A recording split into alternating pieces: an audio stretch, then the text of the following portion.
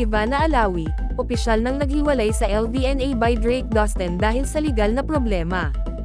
Ang sikat na aktres at social media influencer na si Ivana Alawi ay opisyal nang naghiwalay sa alahas na tatak na LVNA by Drake Dustin, dahil sa mga legal na alalahanin na nakapalibot sa kanyang kontrata sa pag-endorso.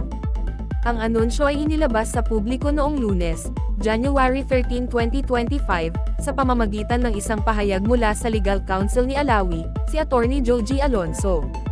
Sa pahayag, ibinunyag ang mga pangyayari, na kinukumpirma na si Alawi ay naging endorser at investor ng LVNA by Drake Dustin Cebu Branch.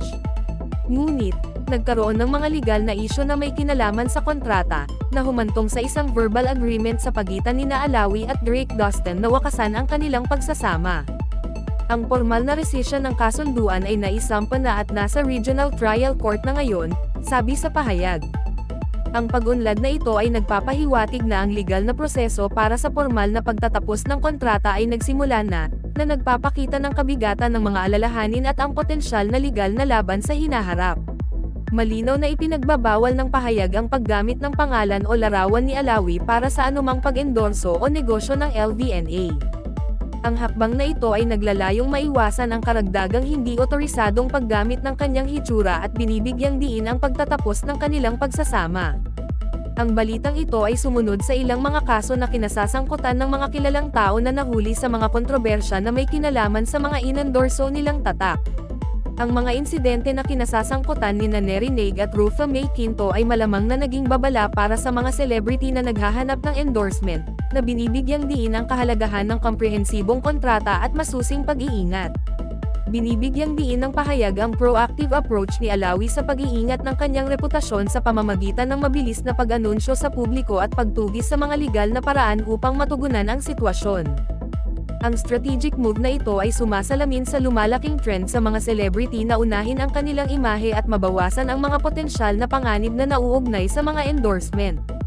Kapansin-pansin na ang isa pang kilalang tao, ang kapwa-aktres na si Andrea Brillantes, ay nauugnay din sa LVNA by Drake Dustin bilang brand ambassador at shareholder. Ang anunsyo ng pag-alis ni Alawi ay nagdulot ng pagkamausisa tungkol sa posisyon ni Brillantes at ang kanyang potensyal na kaugnayan sa anumang legal na proseso. Ang sitwasyon ay nagtataas ng mahahalagang tanong tungkol sa mga responsibilidad at potensyal na panganib na kinakaharap ng mga celebrity sa endorsement landscape.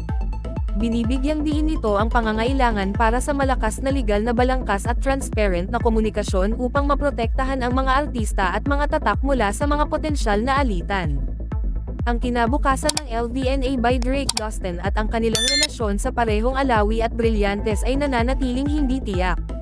Ang nagaganap na legal na laban at ang mga implikasyon nito sa hinaharap ng tatak ay maingat na susubaybayan ng mga taong nasa industriya at mga tagahanga.